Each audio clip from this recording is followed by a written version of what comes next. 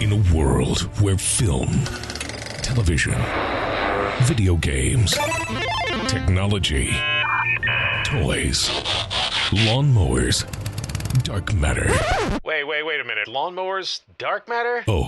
Sorry. Where most of those things meet, one podcast stands alone, going behind the scenes. Hold on to your butts. I love it when a plan comes together. You're listening to the Mediajuice podcast.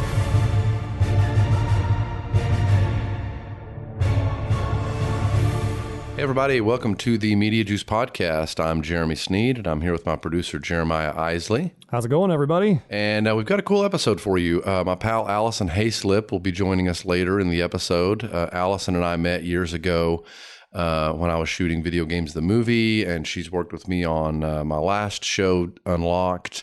And we've just been buddies for about 5 or 6 years now. So she'll be joining us later in the show.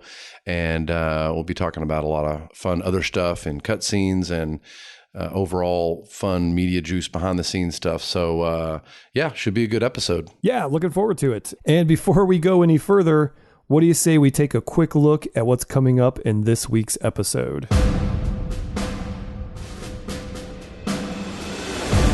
Duke Nukem is in the trailer. I mean, literally, there's an American flag in the background. Any video content that's on the page, most likely we did. I do all the fun things at E3 and Comic-Con. That is so cool. I cannot believe it. I'm so excited about it. So there you have it. And we're going to kick this episode off with our first ever cutscene segment where Jeremy's going to tell us some fun stories about the life and times of Jeremy Sneed.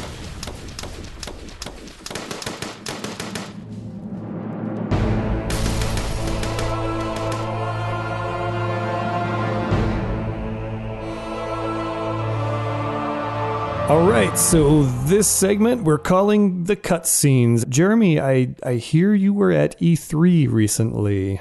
Yeah, actually, E3 and Comic-Con in San Diego. Can I just stop you right there? Because I am so jealous. I get that a lot. Yeah. I get to go to Gen Con this year, which is the biggest board gaming gathering in the country, but I have not made it out to Comic-Con in San Diego. So anyway, continue.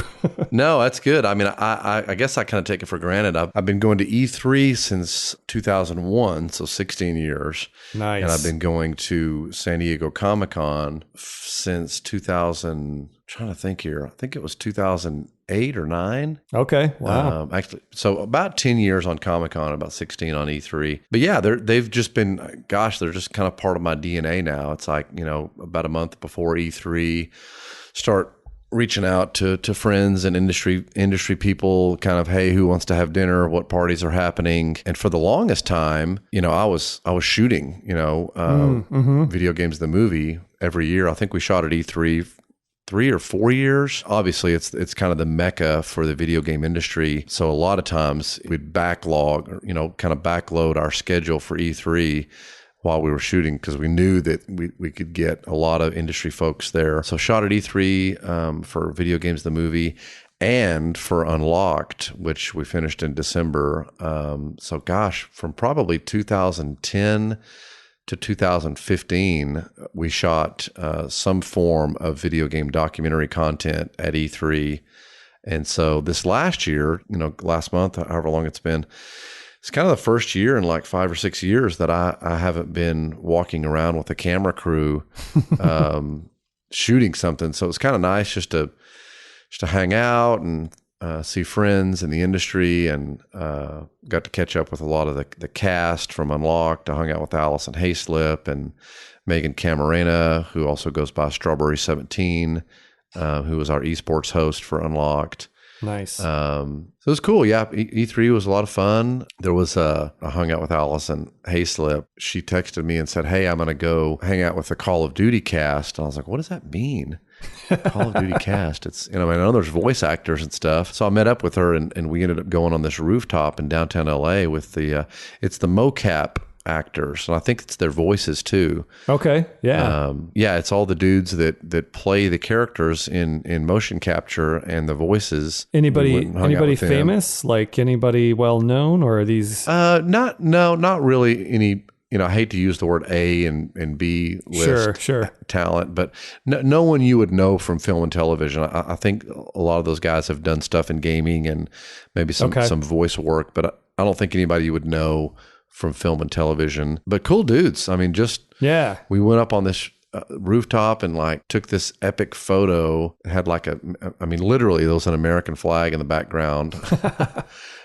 All these dudes. There's me in the background, me and Alison kind of to the side. It's kind of funny. What about Comic-Con? Anything? I mean, I'm sure lots of cool things happened at Comic-Con. Well, similarly, it's the first year in a lot of years that I've been to Comic-Con where we weren't shooting something. So yeah, just hung out. I've got a buddy whose wife runs front of house at Hall H. And so normally he or she can get me in the side door, and I'd gone to go to the Ready Player One panel, but it was totally at capacity, and so I was like, yeah, I don't want to take somebody's seat, and so but I saw the trailer. I mean, the Ready Player One trailer that came out like minutes after the panel, and just oh my gosh, I think I watched it 5 times. So awesome. And I saw Ernie, I'm friends with Ernie Klein, and I saw him walk by to go to the, I think it was the Warner Brothers booth. It was him and Steven Spielberg and TJ Miller, and kind of gave a head nod, but he was busy, but it was like, hey, what's up, man? Which was kind of cool. And I texted him and said, man, the trailer looks freaking awesome. And, so that was really cool. The Ready Player One trailer. And actually I saw, once I was able to watch it on a big screen, I knew this was going to happen just because when I read the book, my background is in licensing. I used to work in licensing at Funimation. And just, when I read Ready Player One, I was like, and I heard that they were going to make it into a film. I was like, this is like every 80s IP ever. Like, yes.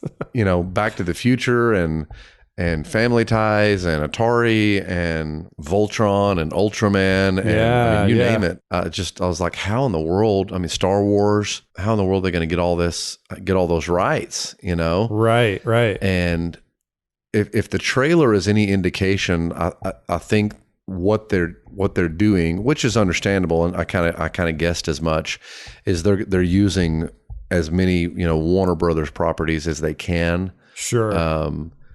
Iron Giant. I don't recall Iron Giant being in Ready Player One, the book. I think it was Voltron and Ultraman, and I think there might have been even a Transformer in there. Okay, right. Once I watched it on a big screen, I saw a character that I immediately thought I knew who it was, and later it was confirmed. Duke Nukem is in the trailer. Oh, okay. Okay, yeah. It's like the first or second cutaway to when they're in the Oasis. There's a shot of like the ostriches from Joust, and then there's this like muscular figure wearing a red tank top, smoking a cigar with sunglasses with a grenade launcher on his shoulder. And I was like, that looks like Duke Nukem. Yeah, so Ready Player One trailer was huge, but by far the biggest thing for me was the Stranger Things Season 2 trailer. Oh, yeah. Now this I haven't seen yet, but I loved the first season, so... As soon as we finish this podcast, you need to watch it. It is... I will. The fact that the trailer opens with the video game Dragon's Lair, I was like immediately just, oh my gosh, this is just, if I loved Stranger Things before, I love it even more now. I mean, just so awesome. They're in arcade playing Dragon's Lair, which was one of my favorite games growing up. And then just the music, Thriller, them using Thriller from Michael Jackson. There's so many parallels because it's darkness falling upon the land, the midnight hours close at hand, and then just the images of the upside down and of what's coming, and it's all happening. Like the trailer is all kind of happening, or a lot of it happens during Halloween. Like they're dressed up like the Ghostbusters. They've got the trap there that they trap ghosts with, and that Thriller soundtrack, and just the whole thing. oh my gosh, it's just such an explosion of giddiness of my little 8-year-old 80s self. I can't wait to see season 2. Cannot wait. Yeah, I every time I see it, like, because there was a couple teaser trailers that came out earlier this year, and like there's one on the end of season 1 on Netflix. What is it? It's Halloween this year, isn't it? And I was like, are you kidding me? I have to wait how long? Because it was just the first season. Really, it came out of nowhere. And I was blown away by it. And I'm usually not like a horror genre person. Like that's not really where I go for entertainment typically, but it was just so well written and so just well executed. It was really just a great series. So yeah, I'm looking forward to the second one for sure. I mean, everybody's got their Stranger Things stories of when they watched it and all that, and I've got mine. But yeah, I cannot wait for season 2. Actually, a buddy of mine, Mikey Newman, who's a writer for Gearbox, or was a writer for Gearbox. He wrote a lot of Borderlands and Brothers in Arms, a lot of video game stuff. He was in Video Games the Movie and Unlocked, the follow-up project. He has a really cool YouTube show called Movies with Mikey. And he's done like The Dark Knight and Interstellar, and I don't know, he's got like 15 or 20 of them up there. And he just did Stranger Things season 1, and it's awesome. I mean, he's really funny, but really insightful take on screenwriting and filmmaking and the whole process, storytelling. And so you should watch Movies with Mikey, Stranger Things, if you get a chance. It's really cool. Yeah, definitely. I'll check that out. So, I mean, there was tons of stuff at Comic-Con, but those were, the Ready Player One trailer and getting to see Ernie there with Spielberg. That was amazing. And then the Stranger Things obviously was top of my list. But I also am, for those that know me, I'm a huge collector. I love Hot Toys and Sideshow and Mondo. I'm a big 6th scale collector. There's other stuff I collect too, but mainly 6th scale Hot Toys and Sideshow. Okay. My 40th birthday was actually during Comic-Con. I turned 40, so happy birthday. Thank you.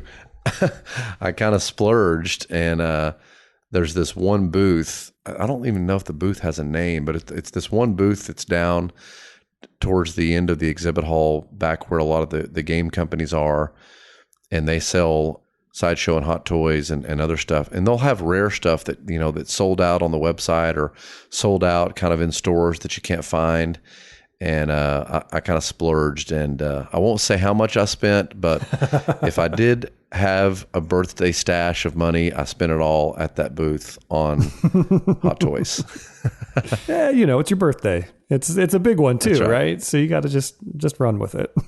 The last little bit that was fun, the sci-fi party, my buddy Zachary Levi and David Coleman, who ran Nerd HQ for years, they have kind of sidestepped here, whatever you want to call it. I think Sci-Fi made Zachary Levi an offer to host the Sci-Fi party this year. And so we went to that. Another friend of mine, Aaron Catling, who is the showrunner for BattleBots and has a new show that I can't really talk about, might actually have him on the show, but he has a new show with a major network that he's just gotten greenlit. And so got to talk to him about that there and see some buddies from Sci-Fi and David and Zachary.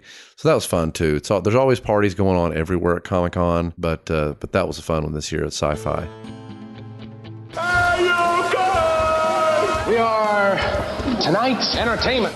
All I'm offering is the truth, nothing more. You can't handle the truth. Pay no attention to that man behind the curtain. We are going to take a look behind the curtain. This is the segment where Jeremy's just going to kind of give us a quick update on some cool things that we can look for coming out of Mediajuice Studios. So you guys have been working with Amazon a little bit, is that right? Yeah, it's been fun. So Amazon Channels specifically is a new service that they launched at the first of the year, and a contact of mine that I used to work with at Activision. We did a lot of trailers for Activision Value, which eventually just became Activision. But Activision Value is the company that did, all the SpongeBob and Teenage Mutant Ninja Turtles, Nintendo DS games, and eventually console games too. Did tons of sizzle videos for them there. And my contact at Activision Value moved to Amazon Channels and is the creative director there. And so she reached out to me the first of the year. And so we've started doing trailers, teasers, announcements, cut downs, TV spots, you name it. We've been doing tons of stuff for Amazon Channels since January.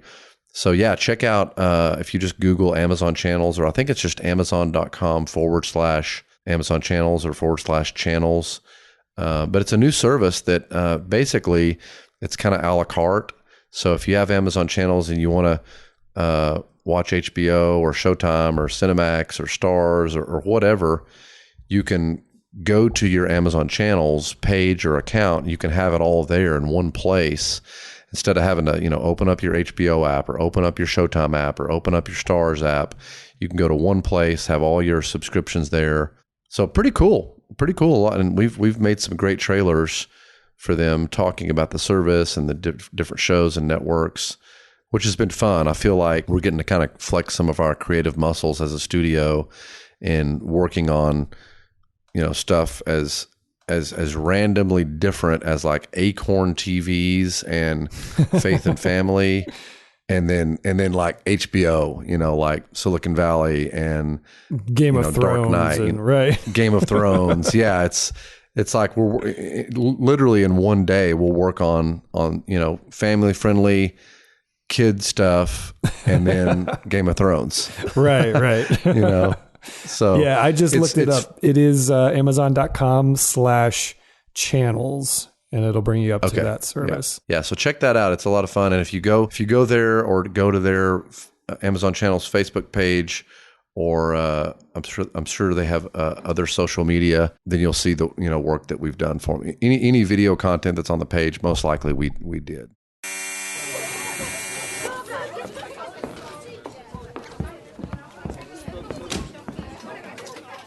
This is the green room where we talk with guests in front of the camera and behind the camera that I've worked with at Mediajuice.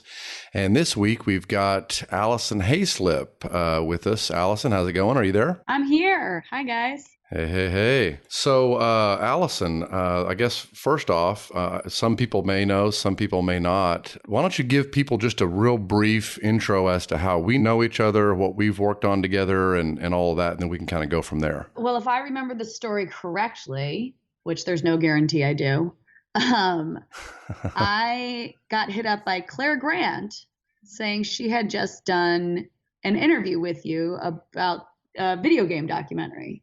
That's right. Yeah. Yes. And she gave me my info because she thought I'd be good on it as well. And so we actually met when I just showed up to do an interview with you about the history of video gaming. That's right. I remember interviewing Claire, and I remember that was the first thing she said when we wrapped. Was like, "You need to talk to my buddy Alison." Yes. She was very serendipitous in connecting the two of us. But yeah, so then we did video games, the movie, and then you asked me back for Unlocked, which was all the fun. And I guess now we've just been con friends. We like E3 and Comic-Con. We're like always at the same places. Yeah, exactly. And I just got to celebrate your birthday with you this past Comic-Con. That's right. Yeah, we had my friend Jason, who was a producer on Video Games the Movie, threw me a little soiree on a rooftop there overlooking the convention center, and Alison and her pals came, and it was fun. It's like the only roof top there in Comic-Con that you don't have to have a ticket to or a reservation. I was like, this is amazing. Yeah. I was about to say which birthday it was, and then I realized that would be rude. I'm under no illusions. I actually, I feel better at 40 now than I think I did at 35 or 36. I feel healthier and like I know what I'm doing. So I don't know, whatever that means. 40 is the new 30, right? I actually just celebrated another 40th birthday for another friend of mine this past weekend, and that was the banner that was up. 40 is the new 30. Perfect. Oh, that's hilarious. Yeah. So speaking of Comic-Con, what did you do anything fun at E3 or Comic-Con that people would be interested in, or that maybe is or isn't announced? I do all the fun things at E3 and Comic-Con. Yes. This is my 10th year going to both conventions, so I actually don't really. I've been on the floors of both of those conventions so much that I don't really look to do that anymore. For me, it's now more about the social aspect, like seeing all my friends down there, doing the experiences that are outside of the cons. There's always a little bit of work mixed into it, but for the most part, I try to spend as little time on the floors as possible because I'm now old and I can't handle crowds. Well, but last year you were working nonstop at, what was it, Comic-Con HQ? Yes. Last Comic-Con, 2016 Comic-Con, I hosted 5 hours of live streaming content every day from the floor or from the stage right outside of the convention for Comic-Con HQ. 5 hours. Yeah, it was insane. Wow. After day one, we had like a recap over everything with the producers and stuff, and they were like, how did it all go? I was like, great, except I didn't get lunch. Like, it was nonstop. I was like, guys, we have to work in like 20 minutes where I can eat lunch during this time. So yeah, it was a new thing. We were all figuring it out. Right. Like, don't they have cats playing keyboards or something that they can show for 20 minutes so you can grab a sandwich, exactly. People watch that. Yeah. Did you guys do a half-hour happy hour recordings last year? I know y'all did this year because I saw me and Aaron came by and saw you guys. Did y'all do that last year? Last year we recorded a live show at the Nerdist Carnival, but the Nerdist Carnival did not exist this year. So we did a live recording. I guess it's not a live recording. We did a recording in front of an audience at the Stone Brewing tap room at Comic-Con this year, which was super fun. We've done a couple partnership things with Stone Brewing, and they've just been nothing but awesome and supportive for our podcast. So it was really wonderful to be able to have that space and invite our fans there and do something rad. That's cool. So what happened with Comic-Con HQ this year? Did they have a presence at Comic-Con? Or I didn't walk around everywhere, so they may have been somewhere I didn't see. But I'll be perfectly honest, I have no idea. I don't actually work for the company. They just hired me for that event. So I can make no comment on what happened to Comic-Con HQ this year. Well, I know that Con Man is on Comic-Con HQ, right? I assume it's still on there, right? For the moment, but actually the big news that happened at Comic-Con for Con Man this year is that Sci-Fi has picked up the rights to Con Man. So both seasons 1 and season 2 of Con Man will be airing on Sci-Fi come this fall. Oh, that's awesome. Yeah, wow, we're congrats. really excited about that. So yeah, people will finally be able to watch it without having to have a subscription to something. Yeah. Wow. That's Alan's whole journey with that show and all the iterations and distribution and ways it's got out there. And now that it's to hear it's on Sci-Fi, that's really a success story. That's awesome. Yeah. Yeah. That's cool. So I have one question for Alison that I want to throw out. And Jeremiah, I know you said you had one too. And of course, this is, we've talked about it. We've all talked, sort of production stories and stuff. But for people that don't know, kind of in this whole green room section, we're trying to kind of give people stories that maybe they haven't heard or haven't been in part of a press interview. So Alison, is there a story, something fun or frustrating or funny that happened during either one of our projects, Video Games the Movie or Unlocked, that stuck out to you as like, wow, this happened and now this is a memory I have of something that I did that people might be interested in, that are thinking about watching Unlocked or thinking about watching Video Games the Movie, that might spark their interest a little bit as a behind-the-scenes story? Well, honestly, the coolest stuff from Unlocked all made it to camera. The interviews that I got to do mainly with the Nintendo crew was just some of the coolest stuff I've done in my career in video games. I got to interview legends of the games that I played when I was growing up. And I don't think there's anything that happened off camera. I mean, you filmed everything, Right. Yeah.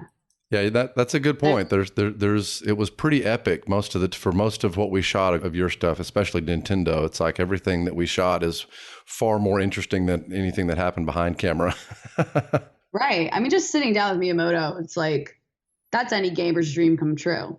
And the coolest story that I learned, but I think this is in the show, so I'm not sure if this is new information, but the coolest thing I learned was that, you know, when they first created Mario and Donkey Kong, the reason he's in red overalls is to separate his arms from his body.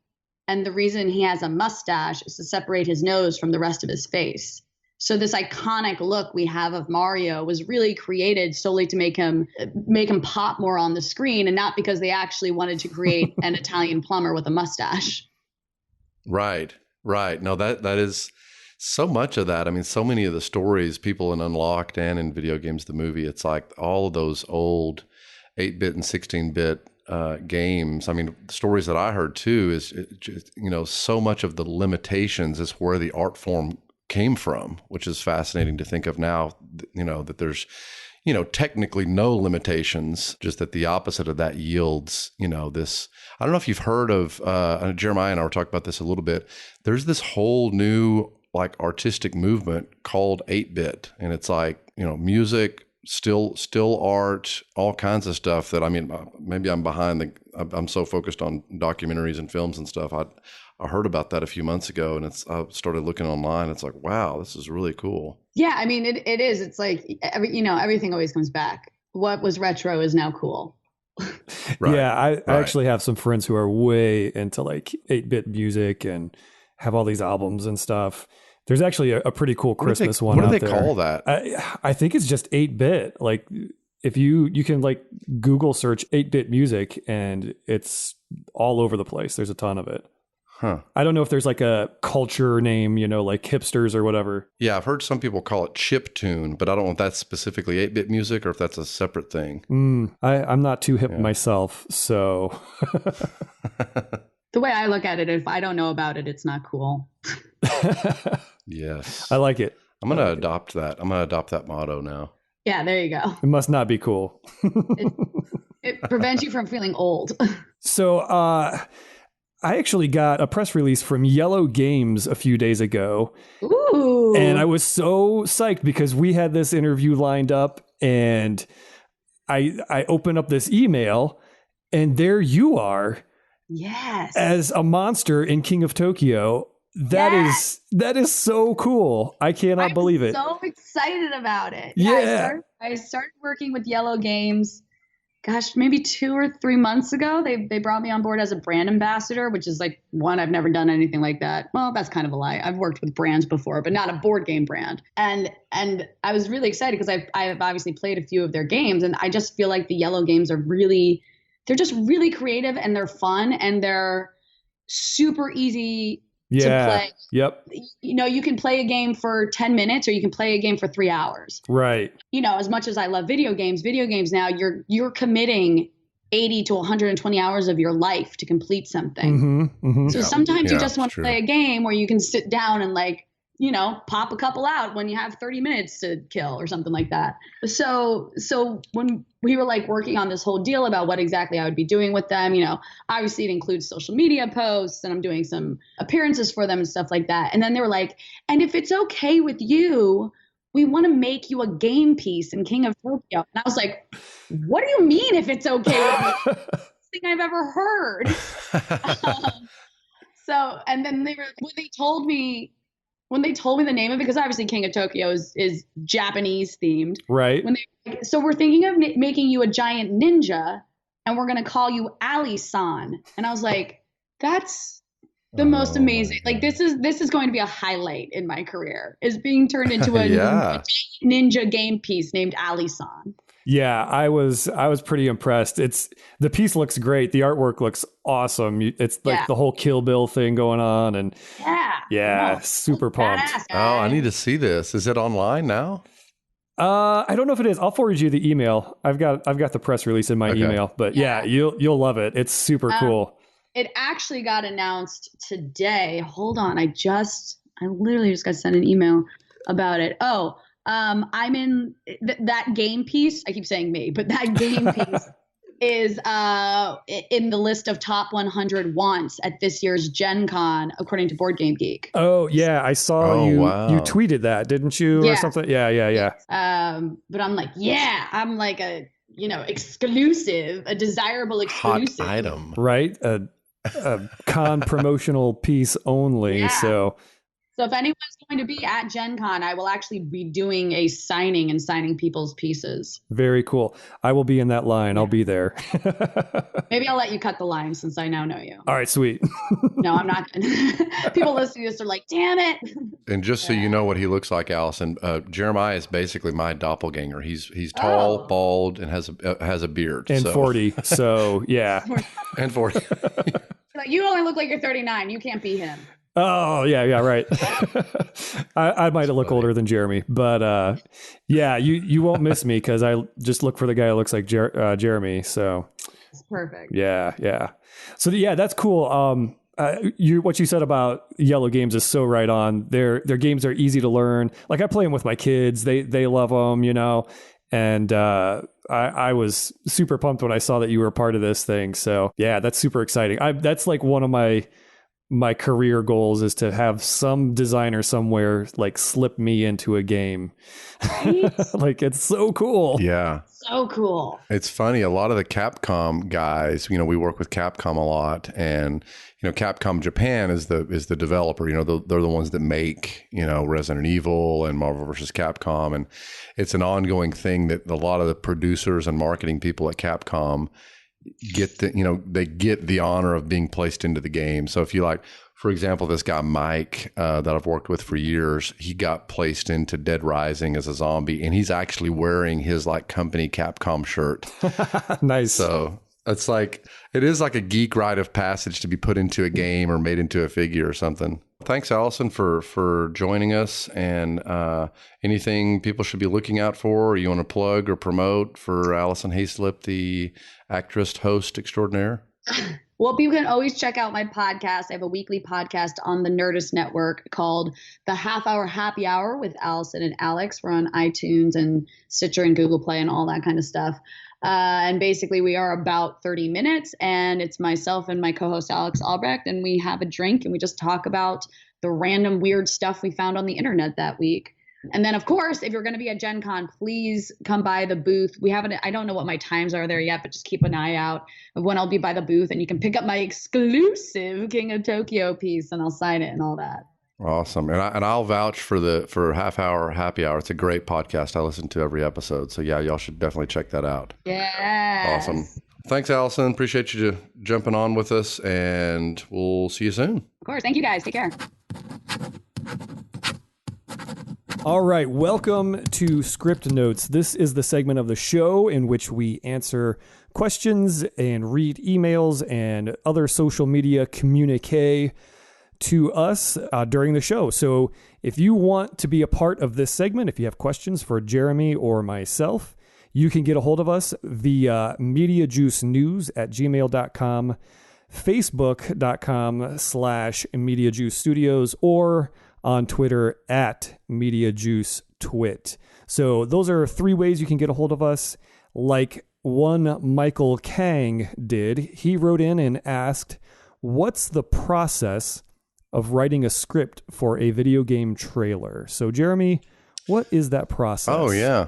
Yeah, no, that's great. That's a lot of people don't realize that TV spots and trailers have scripts, not just films. Commercial writing, I guess you'd call it, has evolved a lot over the years. Used to be literally back in the 40s and 50s when TV first came along, it was just kind of writing jingles. They had teams of people writing jingles. Every single ad was a jingle, was a song, something that's catchy. And obviously now it's evolved quite a bit.